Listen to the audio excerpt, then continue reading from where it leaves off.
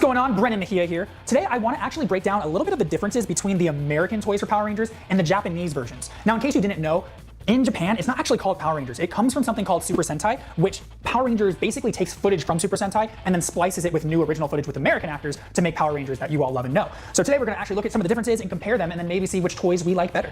All right, to start off, we're going to go over the different morphers. If you didn't watch Dino Charge, this is actually how I morph in my show. I don't have a belt buckle that goes, it's morphin' time. I use this Dino Morph Blaster. So this is the Japanese toy, which is actually literally the one, well, okay, this is not the one I used on the show, but it's the same thing. They used the toy for us to use as our morphers. So it was painted. This is if you buy it like on eBay or something, or maybe if you're lucky you can find it on Amazon. It's see-through like this, but it's actually painted like this in Dino Charge, and I believe in the Sentai footage as well in Kyoto. But yeah, this is basically what I use to morph. Same size. I believe there's an on switch somewhere. There it is. Okay. I don't know if there's any. It might be dead though. Okay, that one's dead. Is this one alive? No, here's something. I'm pretty sure it's dead. It's not making noise. This one is also dead. Okay, you turn your toys off, save batteries. But they open in the show, so basically I go, Dino Charger, ready! And I click this little battery shaped thing, and then I do a spin, and then I open this, and I put the Dino Charger in here, but let me take it out actually. So this is the Dino Charger for my character when I morph. And then I put it in, and then basically close it, and then it makes some noise, and then I spin it up, and then I go, energize! Ha! Unleash the power! And then a dinosaur spirit shoots out over me, and then I morph into this dude right here. Yeah, so this, super cool, super familiar with it. I dropped it a ton of times on set because Yoshi was a stunt guy before Power Rangers, and he'd like to teach us how to do the gun spins and stuff. Yeah, I'm not good at this seated, but I'm also left-handed. Getting used to this kind of stuff was fun to do, and then I dropped it a bunch, but I would do it over grass, so I wouldn't break them.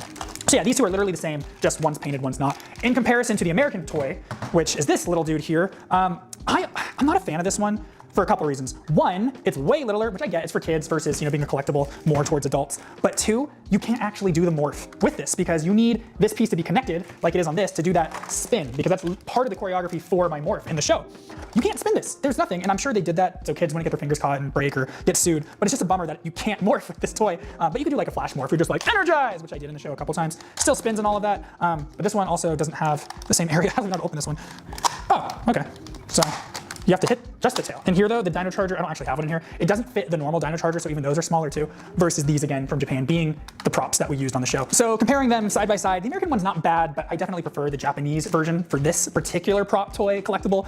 Really, again, just because you can't do the morph with this. I don't even mind that it's smaller again, being marketed more towards kids, but this just feels so right in my hands, being the actual morpher we used. Now in the Sentai, they actually have holsters for the morphers that they pull out. Ours just appeared out of nowhere, like Power Ranger weapons always do. So the Japanese version of Dino Charge, my season, released a bunch of 10-year anniversary, basically upgraded versions of some of their pre-existing merchandise. And one of them I was fortunate enough to receive from Toku Collectibles, so big shout out to you guys, thank you. I haven't even opened it yet, so it's in the box. I've only seen pictures of it. Actually, I don't even need the knife, it just opens easily, apparently with the tape. I say that, and now I struggle. Go muscles! Yeah! Oh, a box within a box. All right, so we got box, Memorial Edition, so that's what they're calling the 10-year anniversary of the Japanese versions. Let's open it. La-di-da. Is it still holding on somewhere? Ah, ha-ha. So shiny, look at that. Oh yeah, glowing eyeballs, that's fun. Red Ranger, Blue Ranger, Pink Ranger, electrical eyeballs, those are fun. Then you got Dino Chargers on the side, shows the 10 for Kyoto Ranger. So, 10-year anniversary. I like these suits. They're shinier than the material that was used in Dino Charge. So if you guys watched us get announced at Power Morphicon, when we came out on stage in the suits, we were wearing the Japanese suits because they hadn't sized suits for us and made them yet. So you can watch different episodes and you can tell if it's Japanese or original American footage, depending on if it's matte or glossy. Okay, yeah, we did need a knife again. Lay that box down. Ooh. Get off. And it comes with Dino Chargers. Yay! This is giant looking. So I've never held this in my hand for mine or another version of it, but this is legit. I mean, yeah, that's a bigger blaster if my eyes are not mistaken, and it's already painted like this one that was custom painted by my friend Danny. Oh man, I mean, this one has buttons in different spots. I don't know if this came with batteries in it or not. How do you do this one? Okay, on this one there's this little trigger you have to pull down to move to open the mouth. That apparently is not a thing on the anniversary edition. You can just do it. And then there's buttons back here. So the Dino Chargers are the same size though. If you look at from this one, right? That looks the same. Yeah. I don't know. Nothing's happening. Where's the battery going, you? I'm so confused. There's no switch. Okay, well, anywho, even without the switch, this looks amazing. Maybe I'll add it in another video when I figure out the batteries so you guys can see what it does and do a proper review of this. Again, this is way cooler than the American version. And it's pretty, weight-wise, even though, I don't know. I feel like this one's still heavier, and the paint is a little brighter on this. And there's metallic red on the tail and on the tips of this blaster versus kind of a matte finish on this one. But this is sick. All right, so we got the original Japanese version for the Morpher. We have the Memorial Edition for the 10-year anniversary of the Japanese Morpher, and then we have the American Morpher at the end. So some of the key differences that I see between them, the red paint on this is a matte finish, where anywhere there's red on the Memorial Edition is more of a shiny, metallic, kind of glossy look. This one also does not come painted. It's kind of translucent, while this is solid yellow and black. And apparently this one plays music. This one does too, but the batteries are dead. This one, as far as I'm aware, does not play any music at all. It's just basically to open and put dyno chargers in. These two both use the same size dyno charger as well. Again, Japanese toys, what we use in the show to go, dyno charger, ready, click, and then they'd add special effects. Yeah, this one, I don't have the dyno charger in here, but it's a little tinier toy. I'm curious, which one is your favorite out of the 3 Morphers? For me, definitely the Memorial Edition. All right, guys, now we're on to the action figures. So on my left, we have the Hasbro Lightning figures, which I believe I was in the first wave of the Hasbro toys, so you can see they actually put my face on the mold. I did not get scanned for this. It was just based off of a picture. I think it's one of my prints where I'm just standing there for promotional work. I think it looks pretty good. They even got the little mole above my left eyebrow on that toy from the picture. And so the toy itself comes with the sword, the blaster, and it comes with the helmet, and as well as my head to switch out with it. So these are 2 of the same toy. You get both pieces in the package. So I just opened 2 of them so you can see one morphed and one half morphed or helmetless. Still morphed, but helmetless. And then to my right, we have the SH Figuarts. So right here is the original Figuart that came out when the Japanese version dropped. And then this is also part of that 10-year memorial edition that we saw in the blasters, but of the toy. So I'm gonna open these 2, and then we can compare them side by side with these 2 and see what we like better, you know? There we go. Cool. So right off the bat, you can see that this is a thinner version versus the Power Ranger version, a little more sleek, and then a little tinier too. So the blaster in the American version doesn't have any red on it. They actually painted the red detail onto this blaster. I've had other Figuarts where I've tried popping off the heads, and I've broken them on like 2 different figures, so I'm not gonna remove the head. These ones are more interchangeable, they're easier. So I actually feel like they're a little more solid versus this. I mean, this is really cool, really posable, but I have found it to be a little more delicate than the Lightning figures. And then we have the sword versus the American sword. This one has a bit of a gold hue to it versus yellow, and I like the gold better. Again, there's more design details I find on the Figuart versus the American version, and then it comes with different arm attachments. And I'm not gonna pop them off because I've broken these. So you can put on the Dino Steel, which is actually what's on in the shirt that I'm wearing, funny enough. And that's basically one of the power-ups that I do in the show. This did not come with the Dino Steel, but we also have the the T-Rex Smasher. So this is a weapon. I actually have a wooden replica that my buddy made for me. And then so this, oh look, it opens too. So he puts it on, he punches bad guys with it really hard, I guess. And then there's a bunch of different hand gestures that you can attach. Again, not going to because maybe it's not that delicate and I'm just too much of a brute. And there's even a tiny dyno charger. Whoa, it's like the size of an ant. Can you even see that? I don't know. It's smaller than a grain of rice. So they're about similar height-ish, but you can see this one worked out and went through a bulking phase, and this one went on a cutting phase. So this one's a bit more beefy. This guy's a little skinnier, but both really clean aesthetic. Both pretty flexible. I mean, who stretches more? Okay, yeah, you both put in the work.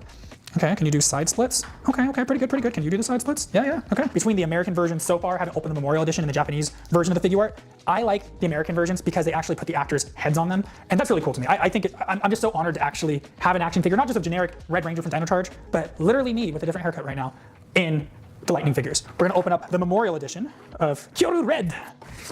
Oh, yeah, I can't read that. So here's the back of the box, by the way, so you see different action poses. It shows him with weapons. I'm assuming weapons are in here, just not on the clear plastic like the other Japanese Figuarts. Oh yeah, he's like taped in there. Oh no, just kidding, he's not. He's just, why is the tape even on of it? What is this even accomplishing? So this is cool. This is shimmery. I like when they add the metallic to the toys. So he's pretty movable in the chest. This one is movable at the hips, but this guy is movable at the hips and then can arch more because there's an extra joint it looks like that they added for mobility. This guy feels more solid than the original Figuart, but in comparison to the American version, still a little shorter. But, and then, oh, also I just noticed the shoulder pad, see the red on the front? They don't carry the red onto the back of the shoulder pad, but this one has it on the front and the back. I feel like the Japanese version paid more attention to detail for some of the cleaner details on the suit design. This belt buckle does not move though, like these ones. And then these belt buckles, they have that little design inside the belt. Again, that's missing. They just have the drawing. It's gray and kind of clear though on this. And then let's look at some of the props that came with the Memorial Edition. Okay, you gotta, this guy throws hands, you know what I'm saying? Because all the hands, yeah, you get it. I'm not gonna take this out because that's too much. There's also a Dino Charger in there as well, so another ant-sized Dino Charger. And then we got another sword, which looks longer than that sword, and then a blaster also with a lot of detail. And then we got another blaster here, which is kind of like that folded to connect to something. So maybe we can at least look at the weapons. Getting out this sword, yeah, this is bigger than that. So this sword just basically takes out the Hasbro American version as well as the original Figuart. I think this design is amazing, so I'm gonna lose that. We're gonna give me this awesome sword instead. And then the blaster, the hands! It's like Master Hand, Super Smash Brothers, you know, they're all coming at you. If you compare the blaster, oh, I dropped the sword. So here's the original Figuart The new blaster is also bigger, kind of like the Memorial Edition one. Detail-wise, oh, it actually spins. So this one's solid.